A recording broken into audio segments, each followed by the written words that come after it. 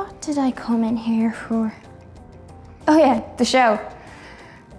On today's show, we'll be continuing our walking tour of the Liberties with historian Pat Liddy, stretching our legs at the St James's Fun Run, and chasing the grey Euro at the Blue Rinse Bingo in the Dean Swift. It's the festival with the best of all, and it's all coming up in the next 15 minutes here on Festival TV.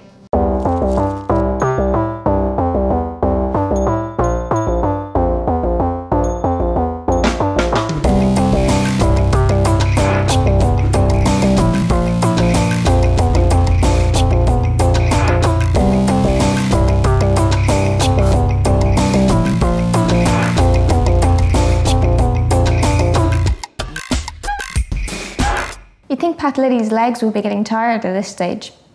But no, he's back with another fantastic instalment of his walking tour of the Liberties. Though if you see him down at the fun run, you might want to call the doping authorities.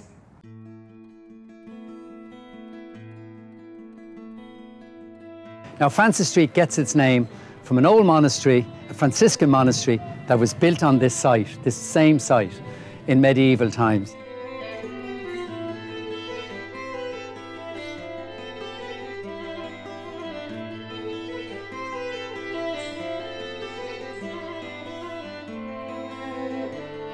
Cities down the centuries have to evolve. And of course, Francis Street has evolved. It's now a wonderful street of almost 20 antique shops and galleries.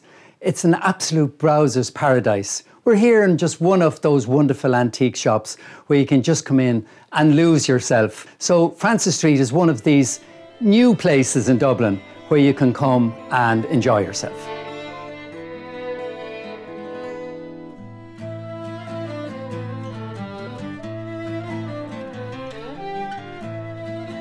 We're standing in front of the Francis Street entrance into the Old Ivy Market. I had the pleasure of being in here many times and walking around all the stalls of mostly second-hand clothes and listening to the women selling their wares and the noise and the conversation and so forth. It was a wonderful old tradition. By the middle of the 19th century, the Liberties were home to some of the worst slums in Dublin. And one man who was determined to do something about it was Lord Ivy, a member of the famous Guinness family. And by the late 1890s, from his own pocket, he was spending vast sums of money rehousing people, building schools. And behind me, he built the Ivy Market for all the street traders. They had to ply their trade in all weathers. And he said, we've got to get them inside. And he built not just a market, but a beautiful building to house the market. And so from that period of around 1900, right up to the 1950s and 60s, 70s and 80s, the market began to decline, but second-hand clothes were sold in here right till it closed down in the 1980s.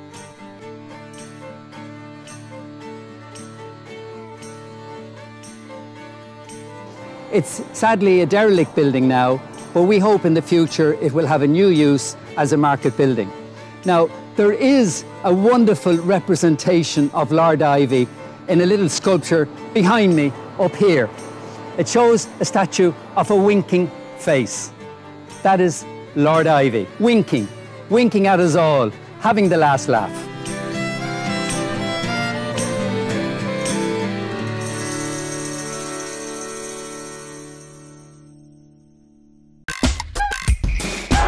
If you've been to the Liberties over the summer, you've probably noticed some people in purple bibs dotted around the place. Clare from Volunteer Ireland is going to tell us a bit about that. So Clare, what is the Ambassador Programme? The Ambassador Programme is basically a meet and greet volunteer programme that Volunteer Ireland and Dublin City Council are running, so for the summer. And it's literally an opportunity for volunteers who are passionate about the Liberties to meet and greet visitors, tell them a little bit about this hugely historic part of Dublin, and just make it a real warm, welcoming experience. So they're not just going to Guinness, they're having a bit more of a wander. So that's kind of the nuts and bolts of it, really. And what kind of tourist attractions would you be sending people to?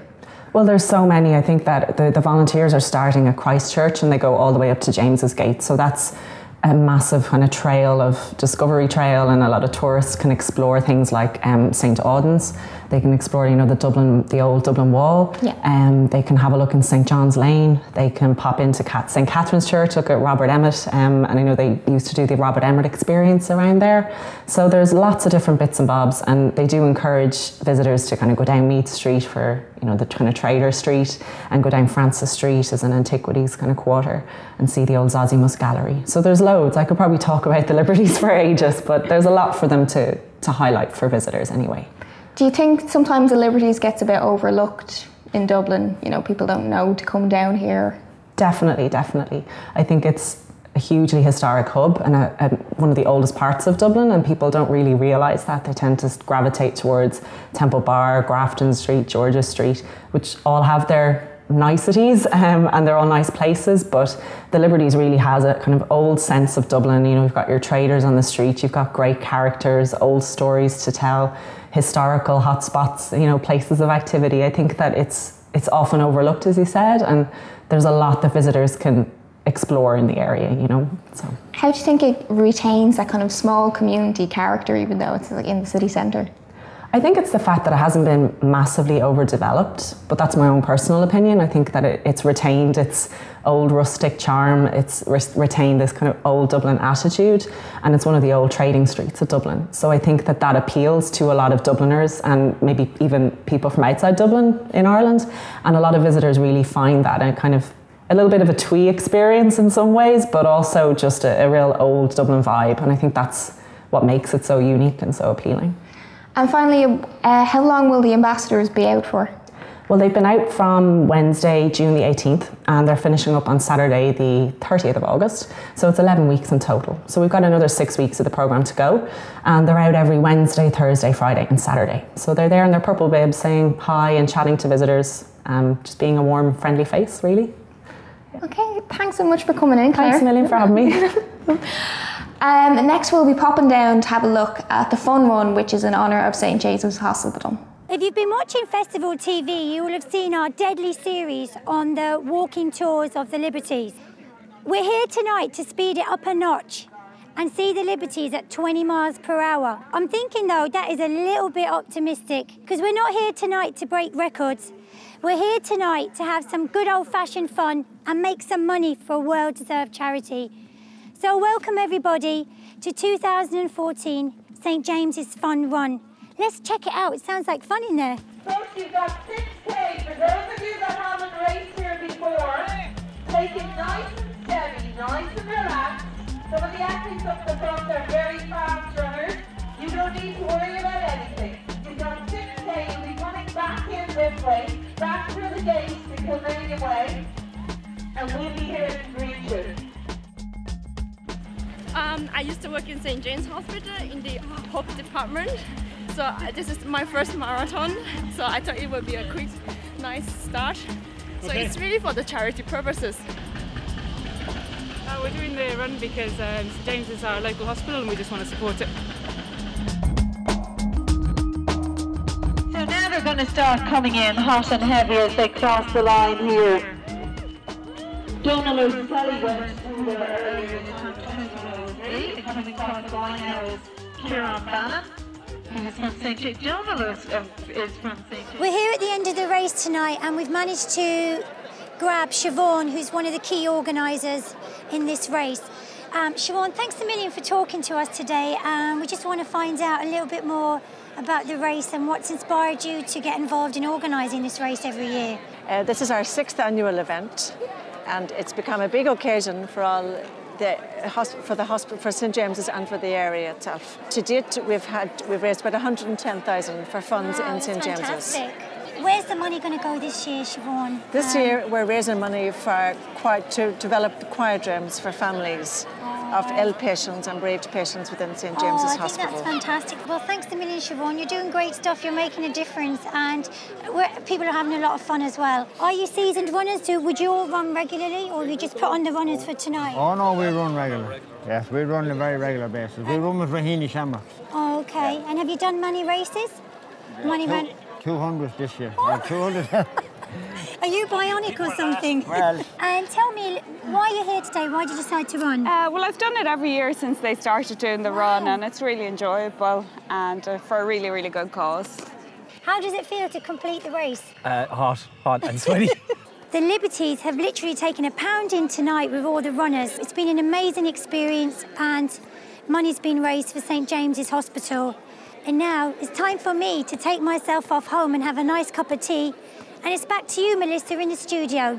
Night-night, everyone.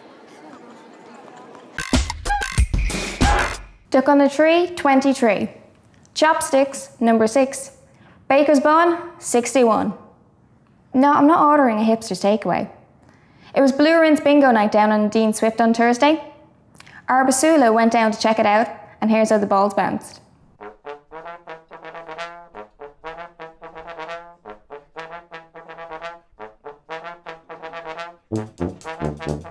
Tonight in Dean Swift, the stakes are high, the cards are stacked. Fortunes will be won and fortunes will be lost. As we bring you the Blue Rinse Bingo.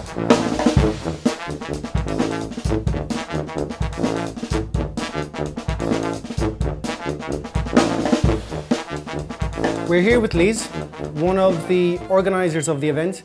Liz, why is this in the programme? This is in the programme because I've worked on the festival for the last 6 or 7 years. In the last year I've started entertaining around pubs and that, and I usually sing here on a Sunday night, but they asked us to start doing this because the guy that used to do it left. So we started doing this for the fun, and it's just kind of only starting, so we said we'd put it in the programme and see if we can start getting more people in. And it's something for the community, and I feel that it's great for them to get all together just to play bingo, and it's not just associated with drink, they're having a good night as well, do you know what I mean? So.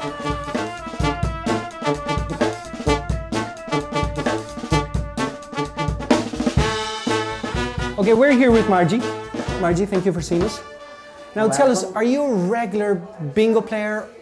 I wouldn't be a regular bingo player. I go once a week to a bingo hall and every week here, every Thursday night here. And do you find bingo a relaxing moment, or do you get really competitive when you're playing? I do get competitive, yeah. Yeah. I get frustrated if my number doesn't come out. If I'm waiting on a number. As in on just a number, or? If you get down to one number, do you know what I mean? And do you have your lucky numbers, like that you would pick all the time, or? No, well you can't pick numbers on bingo, love, because they just come out of the machine.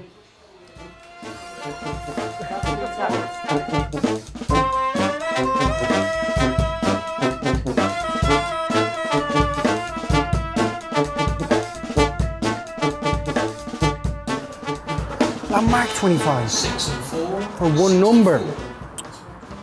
It was a 25, 22 maybe, or 23. Oh, hi. Well, that was some night. Didn't win, but I hope that has given you an idea of what bingo is.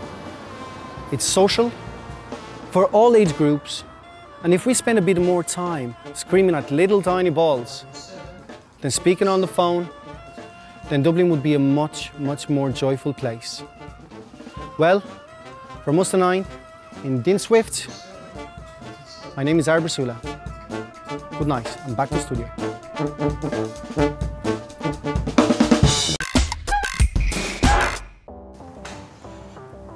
And that's it from our penultimate episode here in the Liberties. We'll be back again on Monday where we'll be rounding up the best action that happened over the weekend. See you then.